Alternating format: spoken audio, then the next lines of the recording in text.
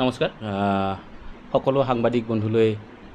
প্ৰথমে আমি ভাৰতৰ গণতান্ত্ৰিক যুৱ ফেডাৰেশ্যনৰ পক্ষৰ পৰা বৈপ্লৱিক অভিনন্দন জ্ঞাপন কৰিছোঁ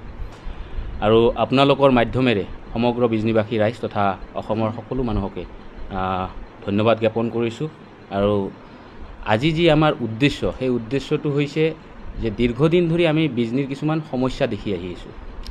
যি সমস্যা বিজনীৰ নাগৰিকৰ জীৱন জীৱিকাৰ লগত জড়িত হৈ আছে সেয়া শিক্ষাৰ সমস্যা স্বাস্থ্যৰ সমস্যা কৰ্মসংস্থানৰ সমস্যা বায়ু প্ৰদূষণৰ সমস্যাকে আদি কৰি জনজীৱনৰ যি জ্বলন্ত সমস্যা অৰ্থাৎ কৰ্মসংস্থানৰ সমস্যা বিজুলীৰ সমস্যা এই আটাইবোৰ সমস্যা সমাধানৰ ক্ষেত্ৰত কোনো এজন বিভাগীয় কৰ্মচাৰীয়ে কিন্তু সঠিক সিদ্ধান্ত লোৱা নাই তাৰ বাবেই আমি ভাৰতৰ গণতান্ত্ৰিক যুৱ ফেডাৰেশ্যনে পুনৰবাৰ অহা 14 জুন তাৰিখে এই সকলো দাবীৰ ভিত্তিত এখন মেমৰেণ্ডাম দিবলৈ আমি সাজু হৈছোঁ আপোনালোকে দেখিছে শিক্ষাৰ অৱস্থা যদি দেখে যে বিজনীৰ শিক্ষাৰ অৱস্থা বৰ্তমান একদম পয়ালগা অৱস্থা প্ৰাইমাৰী শিক্ষানুষ্ঠানসমূহৰ একাংশ শিক্ষানুষ্ঠানসমূহত এজন বা দুজন শিক্ষকে শিক্ষাদান কৰাই আছে যাৰ ফলত প্ৰাইমাৰী অৱস্থাতে শিক্ষাৰ অৱস্থা বেয়া হ'বলৈ ধৰিছে উচ্চ শিক্ষানুষ্ঠান যদি কয় আপুনি বিজনী বান্ধৱ হায়াৰ ছেকেণ্ডেৰীৰ পৰা আৰম্ভ কৰি যিমান কেইটা উচ্চ শিক্ষানুষ্ঠান আছে প্ৰতিটো শিক্ষানুষ্ঠানতে পৰ্যাপ্ত পৰিমাণৰ শিক্ষক নাই বিজনী বান্ধৱ হায়াৰ ছেকেণ্ডেৰী স্কুলখনত মাত্ৰ 25 জনৰো অধিক শিক্ষকৰ অভাৱ শিক্ষক কৰ্মচাৰীৰ অভাৱ বিজনী বিদ্যাপীঠ হায়াৰ ছেকেণ্ডেৰী স্কুলখনত 20 জনৰ অধিক শিক্ষক কৰ্মচাৰীৰ অভাৱ একেধৰণে আদৰ্শ জাকিৰ হুছেইন শিশু কল্যাণ আপোনাৰ ছোৱালী হাইস্কুল সেই গোটেইকেইটা স্কুলতে কমপক্ষে 9ৰ পৰা 10 জনকৈ শিক্ষক কৰ্মচাৰীৰ অভাৱ প্ৰতিটো শিক্ষানুষ্ঠানত গতিকে এনে অৱস্থাত বিজনীৰ শিক্ষা যে উন্নত কৰিব নোৱাৰে সেয়া ভাৰতৰ গণতান্ত্ৰিক যুৱ ফেডাৰেশ্যনে ধাৱমান কৰি আমি সকলো শিক্ষানুষ্ঠানতে পৰ্যাপ্ত পৰিমাণৰ শিক্ষক দিয়াৰ দাবীটো উত্থাপন কৰিছোঁ ইয়াৰ লগতে মাত্ৰ বিজনীত এখন মাত্ৰ মহাবিদ্যালয় আৰু সেই মহাবিদ্যালয়তো পৰ্যাপ্ত পৰিমাণৰ স্থায়ী শিক্ষক নথকাৰ ফলত আজি মহাবিদ্যালয়খনৰ ৰেংকিং দিনক দিনে তললৈ নামিবলৈ ধৰিছে শিক্ষাৰ মানদণ্ড তললৈ নামিবলৈ ধৰিছে গতিকে আমি বিচাৰিছোঁ যে মহাবিদ্যালয়খনতো পৰ্যাপ্ত পৰিমাণৰ শিক্ষক নিযুক্তি দিয়ক স্থায়ী শিক্ষক নিযুক্তি দিয়ক স্বাস্থ্যৰ অৱস্থা যদি কয় বিজনীৰ স্বাস্থ্যৰ অৱস্থা একদম ভয় লগা অৱস্থা কাৰণ বিজনীত বৰ্তমান যিমান MBBS ডক্টৰ আছে তাতকৈ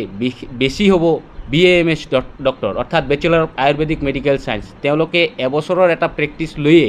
আয়ুৰ্বেদিক মেডিকেল লিখিবলৈ আৰম্ভ কৰে আৰু তেনে অৱস্থাত আজি আমাৰ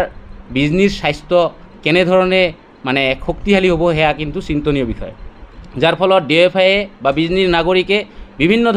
বিভিন্ন দিন ধৰি ডিমাণ্ড কৰি আছিলে দাবী এটা উত্থাপন কৰি আছিলে যে বিজনীত 100 বিচনাযুক্ত এখন যাতে হস্পিটাল নিৰ্মাণ কৰিব পাৰি কিন্তু 100 বিচনাযুক্ত হস্পিটাল আজি নিৰ্মাণ হৈ 1 বছৰ উকলি গ'ল আজি কপিত তাতে পৰ্যাপ্ত পৰিমাণৰ বিশেষত্ব থকা ডক্টৰ দিয়া নাই তাতে নাই এজন প্ৰসূতি বিভাগৰ ডক্টৰ নাই এজন চাইল্ড স্পেশালিষ্ট নাই এজন অৰ্থপেডিক স্পেশালিষ্ট নাই এজন ভাল সাৰ্জন তাত কিন্তু আপোনাৰ দেখিব প্ৰায় 6টাকে OT অপাৰেশ্যন থিয়েটাৰ আছে আজি অপাৰেশ্যন থিয়েটাৰবিলাক চলাব ক'ত কোনে তাতে ECG ৰাখিছে তাতে ECG চলোৱাৰ কাৰণে তাতে মানে মানুহ নাই মানুহৰ ব্যৱস্থা কৰা নাই তাতে ষ্টাফ দিয়া নাই পৰ্যাপ্ত পৰিমাণৰ ষ্টাফ দিয়া নাই গতিকে আমি দাবী কৰিছোঁ যে মেডিকেলখনতো হস্পিটালখনতো যাতে পৰ্যাপ্ত পৰিমাণৰ কৰ্মচাৰী নিযুক্তি দিয়ে কেৱল কৰ্মচাৰীয়েই নহয় পৰ্যাপ্ত পৰিমাণৰ ঔষধো যাতে নিযুক্তি দিয়ে প্ৰদান কৰে কাৰণ দেখা গৈছে বিভিন্নজনে ৰোগীয়ে ট্ৰিটমেণ্ট কৰিবলৈ যায় তেওঁলোকে বাহিৰৰ পৰা বহুত ঔষধ কিনিবলগীয়া হয় আজি ঔষধৰ দাম যেনেদৰে বৃদ্ধি পাইছে সাধাৰণ মানুহৰ কাৰণে ট্ৰিটমেণ্ট লোৱাত অলপ অসুবিধা জন্মিছে গতিকে আমি চৰকাৰক এই দাবীও উত্থাপন কৰিম যে পৰ্যাপ্ত পৰিমাণৰ চিকিৎসক কৰ্মচাৰীৰ লগতে পৰ্যাপ্ত পৰিমাণৰ ঔষধো যাতে প্ৰদান কৰে আনকি আমি দেখিছোঁ যে জলবায়ুৰ অৱস্থা বিজনীৰ জলবায়ুৰ অৱস্থা এক ভয়াৱহ অৱস্থাত পৰিণত হৈছে বিজনীত আপুনি যদি দেখে যে ডাম্পিং গ্ৰাউণ্ডৰ কোনো ব্যৱস্থা নাই সঠিক ব্যৱস্থা নাই যাৰ ফলত আজি বিজনীৰ যিমান লেতেৰা আছে সেই লেতেৰাসমূহত বিজনীৰ প্ৰাণকেন্দ্ৰ বুলি ক'ব পাৰি দেউকুৰা সেই হাৰ্টবিন্দত দেউকুৰাত আজি মানুহে জাবৰ জোথৰ পেলাই দেউকুৰাখন এক প্ৰকাৰে বন্ধ কৰিবলৈ ধৰিছে আৰু যি দেউকুৰাৰ পানী এটা সময়ত খেতি পথাৰত গৈ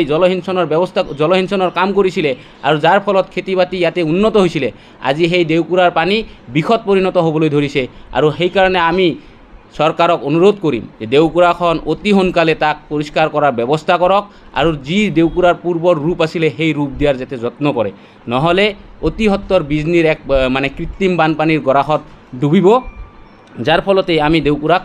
নিকা কৰিবৰ কাৰণে দাবী জনাইছোঁ। ইয়াৰ লগে লগে ফাগুনাগাঁও অঞ্চলত দীৰ্ঘদিন ধৰি ৰেলৱে ব্ৰডগেজ লাইন হোৱাৰ পৰা আৰম্ভ কৰি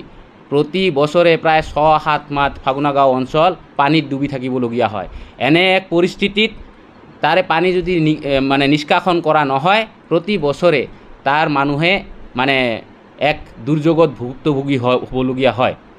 আনকি দেখা গৈছে গাঁওবিলাকতো কৰ্মসংস্থানৰ অভাৱ, যেনেধৰণে দেখা গৈছে যে কৰ্মসংস্থান বিজনীৰ যি কৰ্মসংস্থানৰ অভাৱ, এটা সময়ত বিজনীত জুইশলা কাৰখানা আছিলে, সেই জুইশলা কাৰখানা বন্ধ হোৱাৰ পিছত